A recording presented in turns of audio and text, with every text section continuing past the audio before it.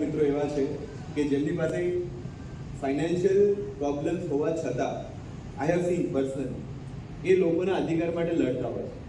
કોઈની સાથે અન્યાય થયો છે તો ત્યાં ઊભા પણ રહેતા હોય. અને my appreciation for that because આવી રીતે આવા ફોરમમાં ક્યારેય આટલા બધા મીડિયા કર્મીઓ સાથે વાતચીત કરવાનો મોકો નથી મળતો. એટલે આજે જાહેરમાં એવા તમામનો આભાર વ્યક્ત કરું અને બાંહેધરી પણ આપું છું કે તમે બધાએ આટલા વર્ષોથી પોલીસ ડિપાર્ટમેન્ટ સાથે કામ કર્યું છે, બીજા ડિપાર્ટમેન્ટ સાથે કામ કર્યું છે. લોકશાહીની આ જ બ્યુટી છે. તમામ પ્રકારના લોકો આવે છે, જાય છે, સિસ્ટમ ચાલુ રહે છે. અને આપણો પ્રયત્ન એ જ હોય છે કે સિસ્ટમને વધારે મજબૂત કઈ રીતે બનાવી શકીએ, જેથી કરીને કોઈ અધિકારી આજે છે કે નથી, પણ એના પછી સિસ્ટમ જે છે it must go on, show must go on. એટલે આજે પત્રકાર અધિવેશનમાં આપણે બધા મળ્યા છે. માત્ર આપણે વાતચીત કરીને છૂટા પડીએ એના કરતાં બેટર છે કે કંઈક નક્કી કરીને જઈએ કે હું આ પર્ટિક્યુલર ફિલ્ડમાં કામ કરીશ, હું આ પર્ટિક્યુલર મુદ્દા ઉપર કામ કરીશ, લોકોને સ્પર્શતો મુદ્દો આ છે હું એના ઉપર કામ કરીશ.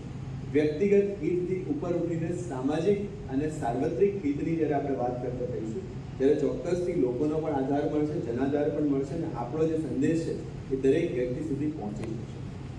આપણે સાથે મળીને નક્કી કરવું પડશે કે પત્રકારનું લેબલ લઈને ચાલવાવાળા વ્યક્તિઓ કેવા હોવા જોઈએ, એના માપદંડ શું હોવા જોઈએ, એની ગરિમા શું હોવી જોઈએ, એની વર્તણૂક, વાણી અને એનું લેખન કેવું હોવું જોઈએ. આ માપદંડો જ્યાં સુધી નક્કી નહીં થાય ત્યાં સુધી પત્રકારત્વ એઝ અ પ્રોફેશન જે છે એની ગરિમા જે છે સ્થાપિત નહીં. આજે મારા હાથમાં મોબાઈલ આવી ગયો અને હું વિડીયો ઉતારતો થઈ ગયો, એનાથી પત્રકાર નથી થઈ ગયો. એ રીતે દરેક લોકો, બધા જ માણસો પત્રકાર છે. એ તો નો, જેના હાથમાં ફોન છે અને જેને વિડીયો ઉતારતા આવડે છે જો એ પત્રકાર થઈ ગયો તો બધા પત્રકાર થઈ ગયા. તો પછી સામાન્ય માણસ જે રોડ પર જાય છે એ પણ પત્રકાર થઈ ગયો. તો એના મને આપણામાં ફરક શું?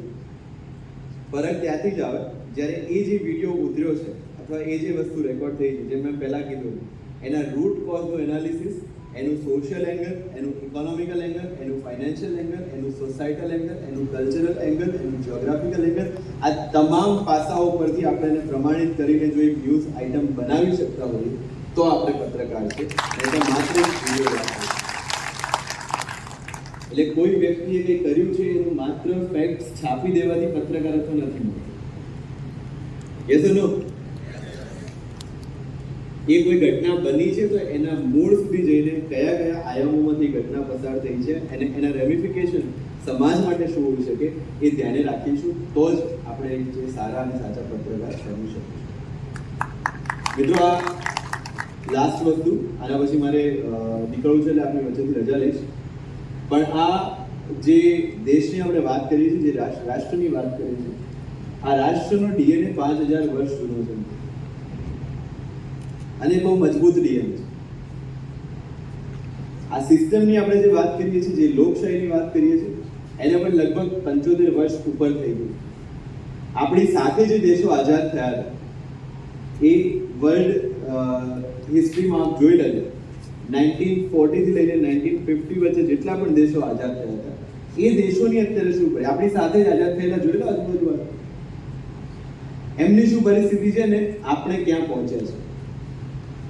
જે દેશને ઘઉંની આયાત કરવા માટે પણ હાથ લાંબો કરવો પડતો હતો એ આજે ચંદ્રયાન છોડીને ચંદ્ર સુધી પહોંચી ગયો છે.